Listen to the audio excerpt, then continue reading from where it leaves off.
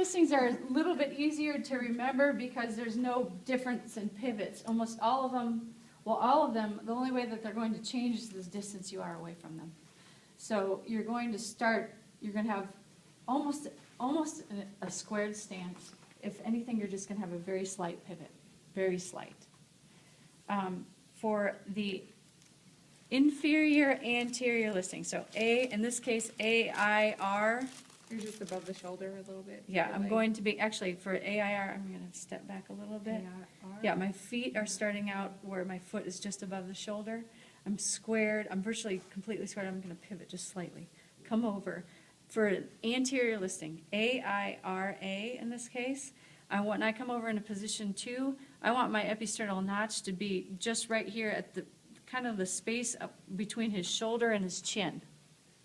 So that when I'm coming in, see that, okay, so this is how it's going to be. AIRA is going to be here. AIR is going to be at the angle of the mandible. AIRP is going to be posterior and inferior to the contact. So posterior neck. The feet stay the same. The feet stay the same except for the distance I am away from you. So for the anterior listing, I'm going to be here. I want my episternal knot. Let me step back a little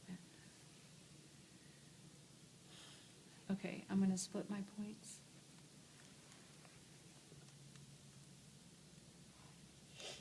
Oh, you're stressed out from this, I can tell. No, actually, no, I need to get adjusted. Okay.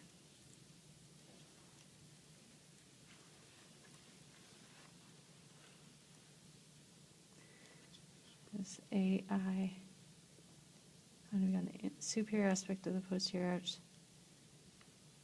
So the AILA, I want to be right there.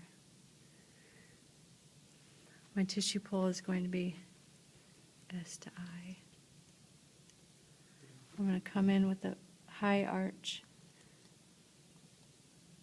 anchoring my fingers on his shoulder. And I have A to P, I have slight I to S, and lateral to medial. My torque is going to be inferior.